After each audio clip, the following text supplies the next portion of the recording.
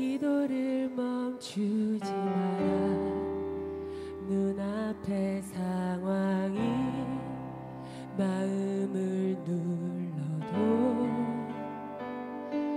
원망치 마라. 너의 입을 지켜라.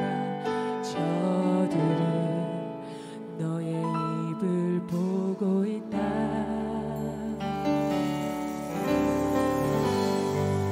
마음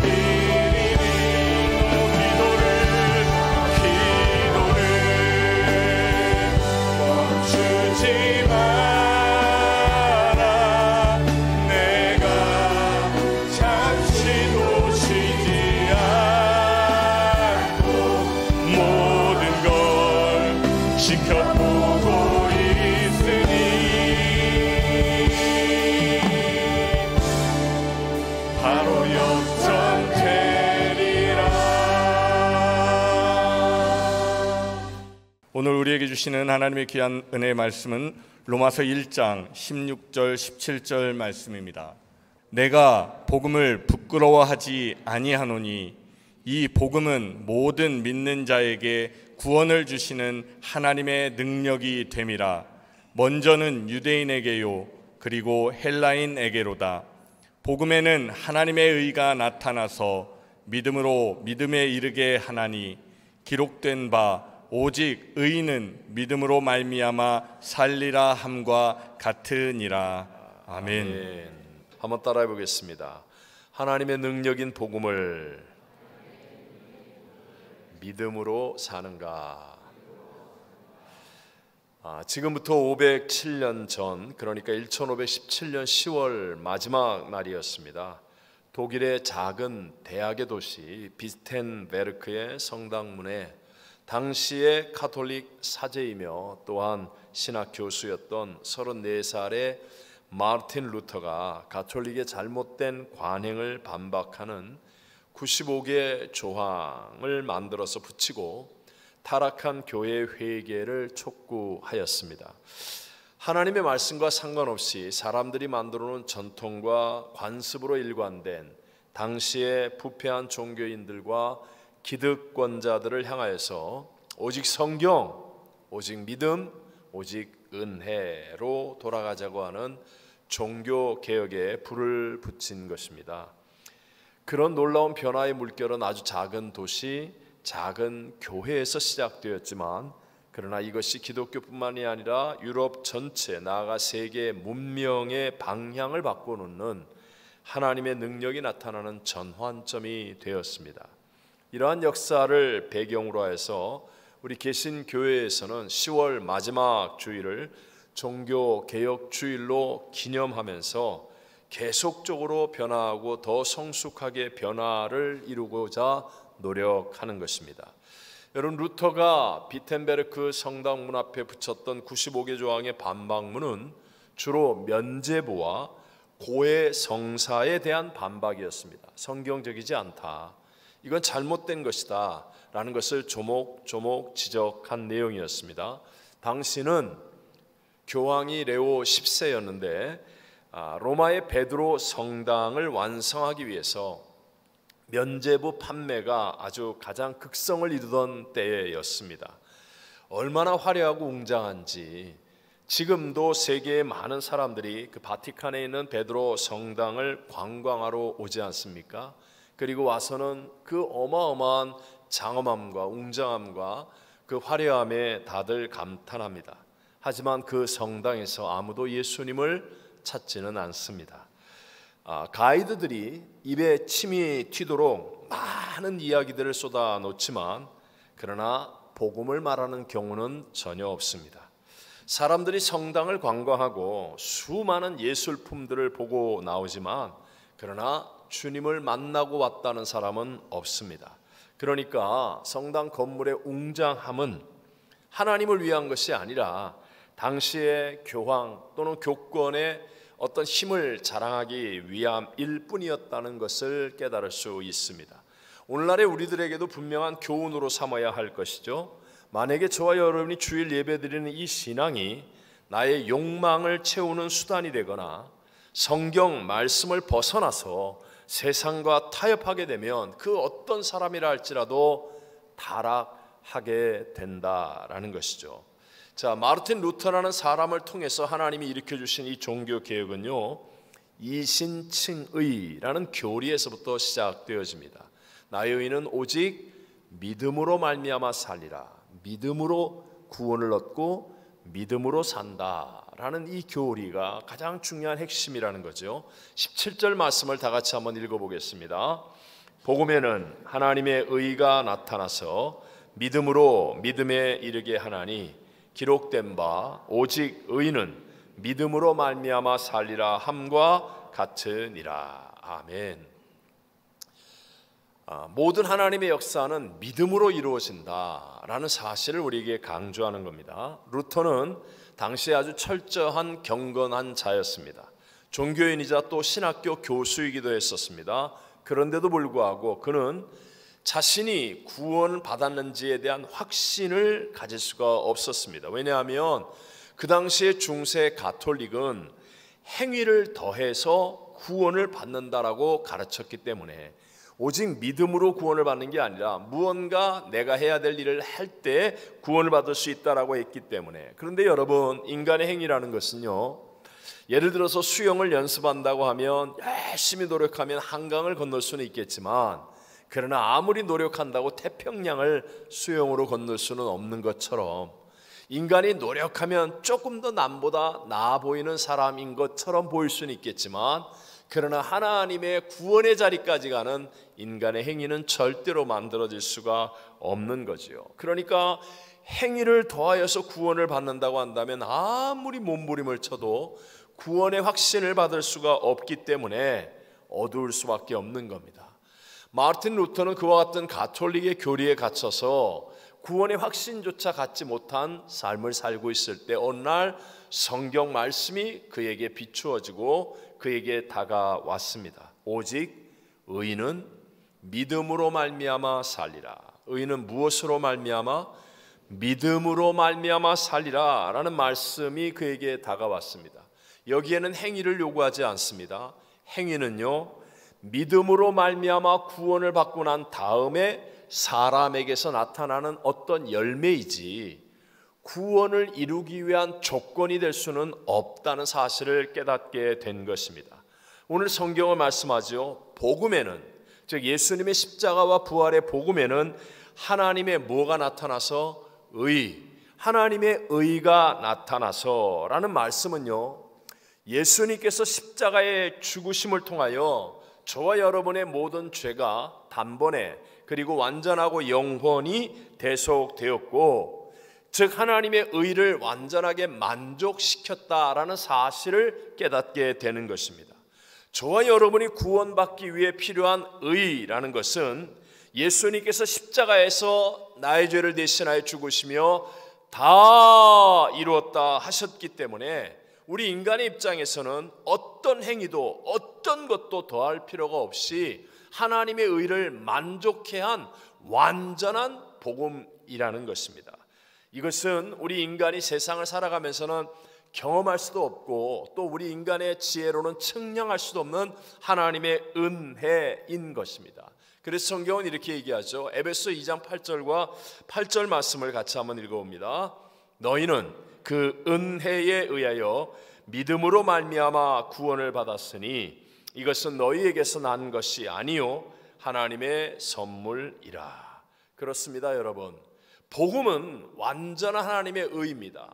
예수님의 십자가에서 다 이뤘다 하심의 죽으심과 사망을 이기고 부활하신 이 복음은 어떤 것도 더할 필요가 없는 완전한 하나님의 의. 그래서 그 복음을 믿음으로 받아들이면 누구든지 구원의 자리에 이르는 세상에서는 측량할 수 없고 경험할 수 없는 하나님의 은혜의 자리에 있게 되는 것입니다. 이것은 초대 교회나 마르틴 루터의 시대나 지금이나 변할 수 없는 복음의 능력이라는 것입니다. 그 복음의 능력은 여전히 동일한데 문제는 바로 그것을 대하는, 복음을 대하는 우리의 믿음의 태도에 달려 있는 것이죠. 어떤 믿음의 태도를 갖느냐에 따라 복음 안에 있는 하나님의 능력이 우리 안에 흘러 넘쳐날 수 있고, 똑같이 복음을 듣고 있는데도 불구하고 똑같은 복음을 믿는다라고 말하는데도 불구하고 우리의 믿음의 태도가 잘못되어져 있으면, 믿음이 진짜가 아니라면 그 복음의 능력, 하나님의 능력을 경험할 수 없게 된다는 것입니다. 성경은 저와 여러분, 우리가 사는 이 마지막 시대를 향하여 라오디게아 교회와 같은 모습이라고 말씀합니다. 헬라어로 라오디게아라는 말은 백성을 의미하는 라오스라는 단어와 옳음과 의견을 의미하는 디게아라는 두 단어가 합성된 말입니다. 그러니까 라오디게아라는 말은 백성들의 의견과 옳음이 주장하는 교회, 이런 교회를 가리키는 것이죠. 성경은 마지막 시대의 저와 여러분의 교회가 바로 이런 잘못된 교회의 형태를 나타낼 것이다라고 말합니다. 말세에는요, 온 세상 사람들이 입으로는 주여 주여 하는데도 불구하고 실제로는 백성, 즉 사람들의 오름과 의견이 지배하는 교회가 되어진다는 것이죠.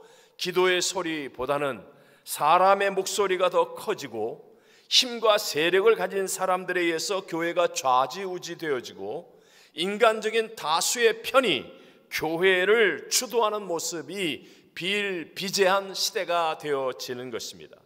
분명히 마지막 시대에도 기도를 안 하는 것은 아니지만, 그러나 기도하는데 집중력과 간절함이 없어서 살아 계신 하나님의 인도하심에 대한 경험이 생겨나지 않습니다. 또 성령님의 음성이 들려지긴 하지만 성령님의 음성을 순종하기에 자아가 깨어지지 않아서 성령의 음성인데도 불구하고 순종하지 못하는, Not I but Christ가 이루어지지 못하는 신앙인들이 많아지게 되는 것입니다. 결국 사람들의 오름과 의견에 의해서, 즉 다수 선택에 의해서 교회의 모든 일들이 결정되어지는 시대가 되어진다는 거죠. 그러다 보니까 어느 사회인가 차지도 않고 뜨겁지도 않는, 그저 교회를 왔다 갔다 하는 신앙생활의 습관이 만들어지게 되고, 교회라는 곳이 하나님을 바라보고 하나님을 간절히 찾기보다는 그저 자신의 종교생활의 놀이터처럼, 나 교회 다니는 사람이야, 나 교회 왔다 갔어, 오늘도 예배 드렸어 하는 것으로 만족하는 잘못된 길로 가게 된다는 것입니다. 영의 인도함을 받는 것이 아니라 정말 성령의 충만함을 체험하고 하나님의 임재를 깨닫고 예수 그리스도의 십자가와 보혈의 능력과 은혜가 우리를 사로잡는 것이 아니라 그저 우리끼리 좋은 대로 세상 보기에 칭찬받는 모습으로, 그래서 다음 세계와 영생을 바라보지 못한 채 내 눈에 보이는 세상의 편리함과 눈앞에 보이는 유익함과 재미만을 쫓아가는 곳으로 변해가는 것입니다. 이러한 신앙 속에서는 복음 안에 있는 하나님의 위대한 능력을 체험할 길이 없다는 것이죠. 자, 마르틴 루터가 살았던 시대도 영적으로 어두운 세상이었습니다. 그럼에도 불구하고 그가 종교개혁의 기치를 올릴 수 있었던 것은 바로 성경을 읽음에서부터 하나님의 능력이 임했기 때문입니다. 무엇에서부터? 성경을 읽음에서부터. 성경을 읽음에서부터 영이 살아나기 시작하고 마음과 삶 속에 하나님의 음성과 체험이 일어나기 시작하고, 그래서 성령의 역사 속에서 살아가는 새 역사의 주인공이 될 수 있게 되었다. 루터는 7살에 라틴어 학교에 입학해서 교육을 받음으로 라틴어를 통달하는 사람이 되었습니다. 당시는 성경이 번역되지 않고 라틴어로만 되어 있었기 때문에 라틴어를 공부한 사제들만이 성경을 읽을 수 있었고, 보통 사람들은 전혀 성경을 읽을 수 없었던 시대였는데, 루터는 일찍 라틴어를 배워서 성경을 읽을 수 있었습니다.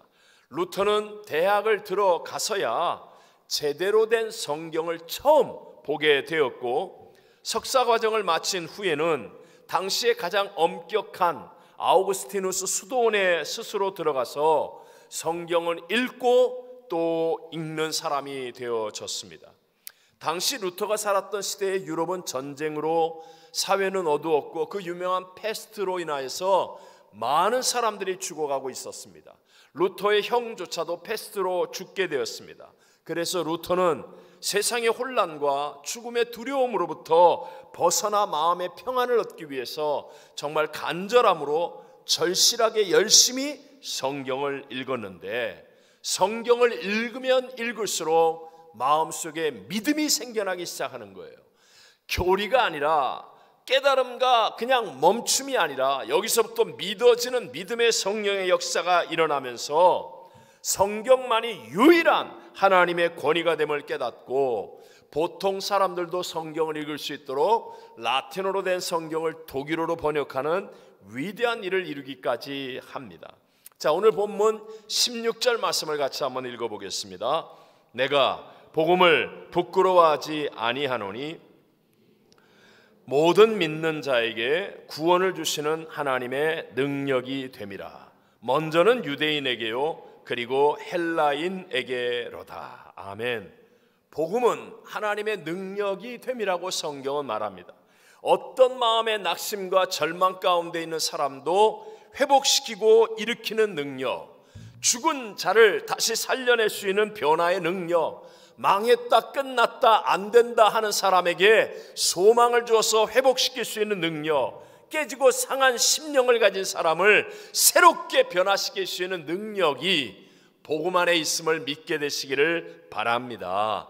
그래서 루터가 성경을 읽을 때 믿음으로 말미암아 하나님의 능력을 갖게 되었고, 루터뿐만이 아니라 많은 위대한 사람들이 성경을 읽을 때 믿음이 생기고 하나님의 능력을 체험하게 되었습니다. 여러분, 성경은 모든 것의 기준이며 진리가 됨을 믿게 되시기를 바랍니다. 성경을 읽어야만 생각이 바르게 되는 거예요. 성경이 없으면 남자와 여자를 창조하신 하나님, 남자와 여자가 연합하여 가정을 이루게 하고 생육하고 번성해 하신 하나님을 깨닫지 못하고, 남자가 남자도 괜찮고 여자와 여자도 괜찮다라고 하는 세속의 바람에 휘둘림을 당할 수밖에 없다는 거예요. 성경을 읽을 때만이 생각이 바르게 되고, 그리고 문제와 어려움이 생길 수밖에 없는 세상 가운데 용기가 생겨나게 되고, 또 지혜를 갖게 되는 거예요. 지혜는 분별력이죠. 또 지혜는 일을 처리할 수 있는 능력입니다. 성경을 읽으면 희한하게도 나의 삶이나 가정이나 직장이나 사업이나 문제와 어려움을 만나지만, 성경을 마음속에 새겨놓고 성경을 붙들고 있고 성경을 읽는 사람이 되어지면 옳고 그름이 분별이 되어집니다. 그리고 어떻게 일을 처리해야 될지 기준이 되며 진리가 되는 성경을 통하여 하나님의 은혜와 능력이 임하게 됩니다. 그래서 세상을 이기는 자가 되어질 줄로 믿습니다. 우리 흔한 예화로 많이 얘기하잖아요. 사실은 존경하기 가장 어려운 집단이 정치가들의 집단이라고 보통 얘기하는데, 그럼에도 불구하고 미국의 16대 대통령 아브라함 링컨은 오늘날까지도 가장 많은 사람들에게 존경을 받는 사람이 된 이유, 링컨은요, 국가의 남북전쟁이라는 위기를 슬기롭게 잘 해결했을 뿐만 아니라 노예 해방 선언을 하는 등 정말 분별력과 결단, 통찰력을 가지고 미국이라는 나라를 올바른 길로 바르게 이끌어낸 리더가 된 것입니다. 근데 이 링컨은 우리가 아는 것처럼 초등학교도 졸업하지 못한 사람입니다. 그러나 가난한 시골의 통나무집에서 어머니가 준 성경을 읽고 또 읽은 사람입니다. 성경을 통하여 진리가 무엇인지, 기준이 무엇인지를 바르게 분별할 수 있게 되었고, 성경을 통하여 복음이 하나님의 능력인 것을 깨닫고 체험하는 삶을 사는 거예요. 그랬기 때문에 혼돈과 어지러움에 빠진 세상을 바른 길로 이끌어갈 수 있었고, 오늘날까지도 존경받는 위대한 인물이 될 수 있었다는 거죠. 거기에 비해서 요즘은 읽을 책이 너무 많고 쏟아지는 정보가 너무 많아서 소모하듯이 정보를 가볍게 접하니까 깊이가 없습니다. 존경받을 만한 인물이 만들어지지 않는다라고 말합니다. 사실 이번에 우리 아시아에선 최초로 노벨 문학상을 받은 한국의 한강 작가, 제가 그분이 쓴 책을 이번에 한국에 가서 어렵게 사서 몇 권을 읽었는데요, 공항과 비행기에서 읽었어요.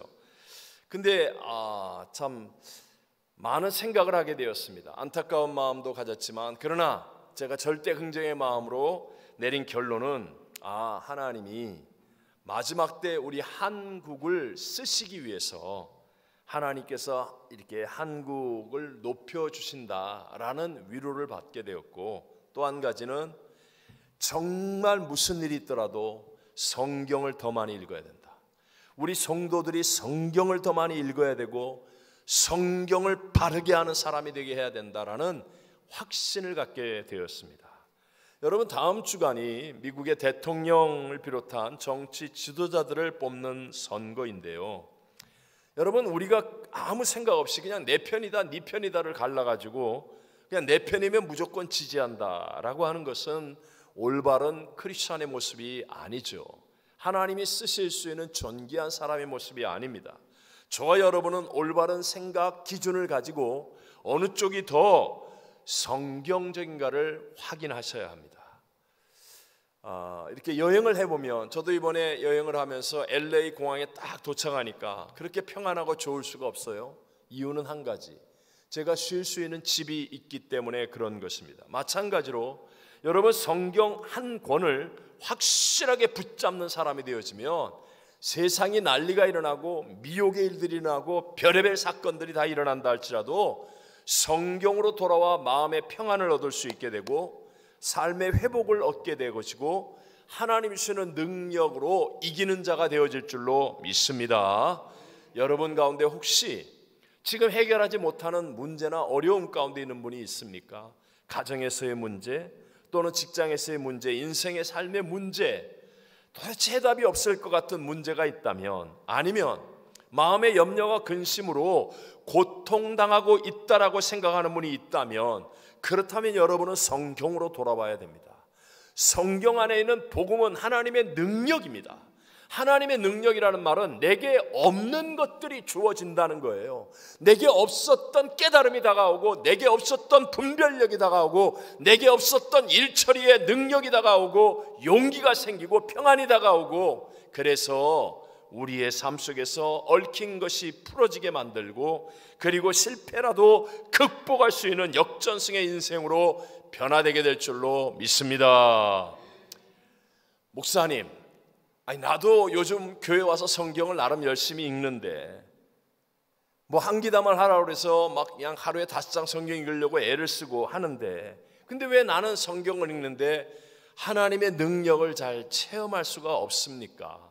난 이제까지 신앙생활하면서 나름 성경을 종종 읽었는데 하나님의 능력을 체험하지 못하는 것 같습니다 라는 질문을 하는 분이 있다면, 제가 분명히 대답할 수 있는 한 가지가 있습니다. 그것은 성경을 통하여 복음을 깨닫고 복음을 전하면 그러면 반드시 하나님의 능력을 체험하게 된다라는 것입니다. 여러분, 이거 명심하셔야 됩니다.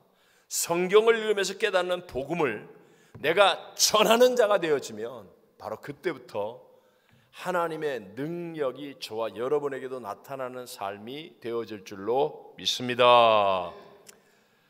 이번에 포항을 비롯해서 이제 A국 집회, 정말 이렇게 시차 적응할 잠깐의 여유도 없는 굉장히 벅차고 힘든 그런 스케줄들이었습니다. 물론 그 가운데 손님을 대접하는 맛있는 음식도 있었을 것이고, 오며 가며 멋진 평소에 보지 못한 어떤 구경거리도 있었을 것이며, 또 훌륭하고 좋은 만남들도 있었을 것입니다. 하지만 제가 여러분에게 분명히 얘기할 수 있는 것은, 그것이 시차든 무엇이든 어떤 어려움과 문제든 복음을 전할 때 하나님의 능력이 임하게 된다는 거예요. 하루에 1시간 반도 못 자고 계속 집회를 하는데 도무지 안 될 것 같은데 복음을 전하면 내가 보아도 깜짝 놀랄 만한 그런 하나님의 능력에 사로잡히게 되고, 저 자신에게 말할 수 없는 기쁨과 감격 또 감사가 넘쳐나는 승리를 체험하게 된다는 것이죠. 여러분 기억하십시오. 하나님의 은혜는 언제나 오버플로우예요. 흘러 넘치는 겁니다. 흘러 넘치는 거. 하나님의 은혜는 찔끔 주어지는 게 아니에요. 착각하지 마십시오. 하나님의 은혜는 넘치는 거예요. 하다못해 비행기표를 살 때도 비행기표 어떻게 팔아요? 이게 오버부킹 하는 거거든요. 하나님의 은혜는 그 아들도 아끼지 않고 창조주이신 예수님이 십자가에 죽으시고 성령 하나님을 보내어 주신 이 하나님의 은혜는 흘러 넘치는 은혜라는 것입니다. 에스겔서 47장에 보면 이스라엘 땅이 메말랐을 때 성전에서부터 물이 흐릅니다. 그래서 문지방에서 생수가 흘러나가면 그 생수는요 강물이 되어 흐르는 거예요. 그 주변에 과실나무가 자라 열매를 맺게 하는 겁니다. 바다에 물고기들이 가득 차게 하는 겁니다. 놀라운 흘러 넘치는 은혜라는 것을 말씀하는 거예요. 예수님께서도 명절의 끝날 많은 사람들 앞에 서서 외치셨습니다. 나를 믿는 자는 성경에 이른 것 같이 그 배에서 생수의 강이 어떻게 하리라? 흘러나오리라. 생수의 강이 배에서 생수의 강이 흘러나오리라 라고 말하는 거예요. 여러분, 이게 어떻게 체험되어집니까? 내가 복음을 전하는 자가 되어지면 내 이웃에게, 다른 사람 앞에 복음의 증인이 되고 복음을 전하는 사람이 되어지면, 그러면요 놀랍게도 생수가, 은혜의 생수가 내게서부터 흘러 넘쳐나는 하나님의 능력을 반드시 체험하게 될 줄로 믿습니다. 우리 흔히 이스라엘의 갈릴리 바다와 사해 바다를 얘기하지 않습니까? 사해 바다는 갈릴리 바다에서 흐르는 물을 받습니다. 크기는 훨씬 커요. 그런데 이 바다는 흐르질 않아요. 가두어둡니다. 바다만 두는 거예요. 결국은 죽은 바다, 사해, 죽을 사자입니다. 바다의 자를 쓰고, 그래서 물고기도 살지 못하고 생물도 살지 못하는 죽은 바다가 되는 것과 같습니다. 여러분이 아무리 많은 은혜를 받아도, 예배 때 깨달음을 얻고 기쁨이 넘치고 할렐루야 아멘을 하고 손을 들고 찬양하고 다 해도 여러분의 삶 속에서 복음이 흘러가지 않으면, 그러면 여러분의 삶에는 하나님의 능력의 체험이 없습니다. 도대체 뭐가 하나님의 능력이지? 하나님이 무슨 능력을 내게 주셔서 나를 승리하게 한단 말이야? 라는 의문만을 가지고 갈증나는 신앙생활, 허덕이는 신앙생활을 할 수밖에 없다는 것이죠. 제가 아재 개그 하나 하겠습니다. 옛날에는요, 이 명품 신발 같은 게 귀했죠. 나이키. 야, 그때는 제가 학창 시절에 나이키 진짜 귀했습니다. 그래서 나이키 진짜가 있는가 하면 나이카, 나이크 막 이런 가짜들이 훨씬 많았어요. 한 반에 나이키 신은 아이는 하나나 둘이고 나머지는 다 나이카, 나이크 뭐 이런 다 가짜를 신었습니다. 자, 여러분, 그 귀한 진짜 나이키 신발을 신은 사람과 가짜 나이카를 신은 사람이 함께 달리기 시합을 하면 누가 빠르겠습니까? 누가 빠르죠? 1부, 2부 때는 다 알던데 가짜가 빠릅니다. 왠지 아세요? 진짜 나이키를 신은 사람은 내가 신은 신발은 진짜야를 보여주기 위해 일부러 천천히 뛰고, 가짜를 신은 사람은 누가 볼까봐 불이 나게 뛰어서, 그래서 가짜를 신은 사람이 훨씬 빠르다. 참 여러분, 진짜 나이키 신발을 신은 사람처럼 내가 진짜 복음을 믿으면, 내 안에 진짜 복음이 들어오면, 그러면요 반드시입니다. 반드시 이 복음을 전하는 놀라운 은혜의 역사가 나타나게 될 줄로 믿습니다. 생각해 보십시오. 저와 여러분은 죄악 중에 잉태하고 죄 중에 출생한 사람입니다. 그래서 우리 모든 사람은 이 세상에 태어나면 100% 죽지 않습니까? 죽은 후에는 심판을 받고 자동으로 지옥에 갈 수밖에 없는 절망적 존재였습니다. 우리 모두가 다 자동으로 지옥 갈 사람이에요. 그런데 사랑의 하나님이 단 한 분밖에 없는 독생자도 아낌없이 내어주시고, 예수님이 십자가에서 저와 여러분의 죄를 대신하여 흠없고 점없으신 그분이 다 이루었다 하시며 죽으셨어요. 그 죽으심으로 죄사함의 길이 열리고 사흘 만에 사망 권세 이기고 부활하심으로 그 예수를 영접할 때 예수의 생명으로 우리가 거듭나서 지금 죽어도 천국 가는 영생의 하나님 자녀가 된 줄로 믿습니다. 여러분, 이 복음이 진짜 내 안에 있다면 이걸 전하지 않아요? 아니, 맛있는 식당을 갔다 오거나 아니면 좋은 물건을 싸게 파는 곳을 알아도, 재미있는 볼거리나 놀이를 알아도 막 전하지 않습니까? 나 어디 갔다 왔는데 너무 좋더라, 싸더라, 재밌더라, 그거 꼭 봐라. 가만히 안 있고 얘기하지 않습니까? 그런데 영생 지옥에 갈 사람들을 옆에 두고 나는 영생 천국 가는 사람이 되었는데 내가 아무 말도 안 한다고요? 그럴 수 있다고요? 이게 진짜라면, 내 안에 계신 예수 그리스도의 복음이 진짜라고 한다면 전합니다. 그리고 전할 때 놀랍게도 하나님의 능력이 저와 여러분의 삶에 나타나게 되는 줄로 믿습니다. 우리 근대 한국인들의 마음을 아프게 했던 세월호 사건이 있지 않습니까? 여러분, 세월호 사건 때 선장이 배에서 탈출을 했는데 그런데 놀랍게도 살인죄를 적용했습니다. 왜 세월호 선장에게 살인죄를 적용합니까? 지금 배 안에 있는 사람들이 다 죽을 줄을 알면서도 그냥 내버려 두고 자기만 살겠다고 도망쳤기 때문에 이것이 미필적 고의라고 하는 거예요. 그래서 여러분, 살인죄를 적용하는 거예요. 살인죄. 내가 십자가의 복음을 믿어서 죽을 죄인에서 내가 구원받은 하나님의 자녀가 된 것을 내가 믿는다고 한다면, 정말 이 복음이 아니면 우리 모두는 다 자동으로 지옥에 갈 수밖에 없다는 사실을 성경을 통하여 깨닫다면, 그렇다면 전해야 되지 않습니까? 내 부모가 천국까지 못하고 영생 지옥에 가는 걸 보고 놔둬요? 내 자녀가 영생 지옥에 가는 걸 그대로 둘 수 있어요? 나의 친구와 내 가족이, 내 이웃이 영생 지옥에 던져지는 길을 우린 그대로 보고 있단 말입니까? 세월호 선장하고 우리하고 다를 바가 무엇이겠습니까? 그래서 우리 안에 정말 복음이 있으면 전하게 되는 것이고, 전할 때 하나님의 능력이, 복음 안에 있는 하나님의 능력이 저와 여러분의 삶 속에 놀랍게 체험되어지는 역사가 일어날 줄로 믿습니다. 많은 사람들이 복음을 교리적으로 들었습니다.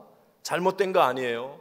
그런데 여기에서 하나님의 능력을 체험하는 자리까지 가야 되는데 그렇지 못합니다. 왜요? 전하지 않기 때문에. 제가 이번에 한국과 A국을 갔다 오면서 하나님께 주신 가장 큰 감동은, 정말 예수님 오실 때가 다가왔는데 우리 성도들이 복음, 하나님의 능력으로만 이길 수 있다. 그 능력이 어떻게 나타나는가? 복음을 전해야 된다. 전해야 된다. 여러분, 단지 우리 교회 숫자 몇 명 더 늘리려고 하는 이런 얘기 아닌 것 여러분 다 아시죠? 여러분과 제가 살기 위해서는 정말 마지막 때 복음을 전해야 된다. 전할 때 우리에게 없었던 하나님의 능력이 임하여서 우리가 이 땅을 이기는 자가 되어질 줄로 믿습니다. 지난 목요일 날 한국에서요, 이번에 우리 CGI 성회가 30주년 아주 크고 중요한 행사였기 때문에 북미 총회 상임위원들이 한 분도 빠짐없이 다 한국을 나오셨어요. 귀한 일이죠.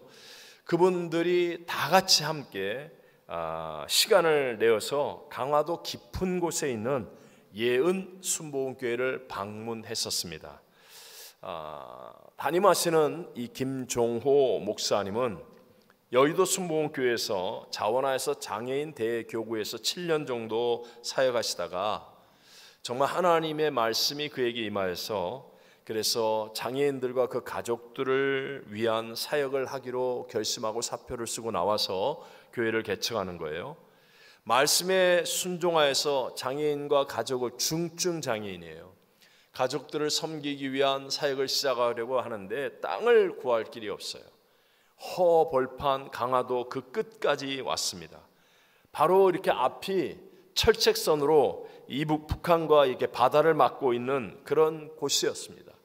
가는데 여기 길이 있나 할 정도였는데 길도 만들어져 있고 이제는 그런 아주 허벌판 구석진 곳이었는데 거기에 교회를 세웠어요. 누가 올까 생각했지만 그러나 하나님께서 역사하기 시작했고, 바로 그곳에 중증 장애인 거주 시설을 위해서 기도하기 시작하셨습니다. 지역 주민들이 중증 장애인들을 위한 시설이라고 하니까 극렬하게 반대했고, 그리고 모든 것이 불가능한 상황이었어요. 허가 문제, 길 문제, 인가를 내는 거, 모든 것이 불가능한 상황들을 직면했지만, 그러나 복음의 능력이 나타나서 정말 기적과 같이 모든 문제들을 해결하기 시작했었습니다.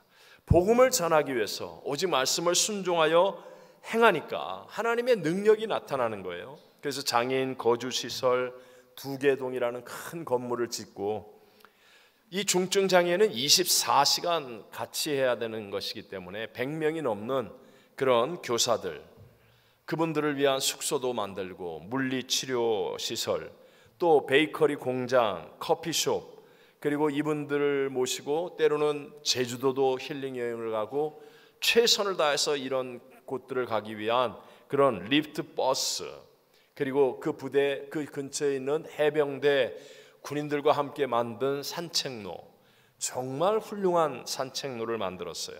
엄청난 시설들이 만들어지면서 50명이 넘는 중증 장애인들 그리고 100여 명이나 되는 직원들이 열심히 사역하는 사회복지법인을 이루게 되었습니다.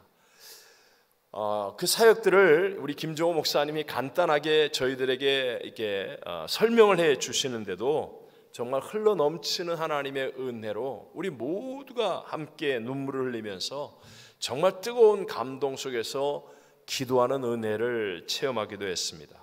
그 예담 이제 예은교회가 있고 예담 그 장애인 공동체, 그래도 일할 수 있는 사람들과 가족들을 통하여서 이제 베이커리가 있는데 그 빵은 방부제를 넣지 않고 한국산 밀가루만 밀을 사용하기 때문에 국가로부터 인가를 받아서 관공서, 학교, 군부대에 납품을 하는 아주 맛집의 빵으로 유명해졌고, 사실 이 김종호 목사님은 혈액암 판정을 받은 분이에요.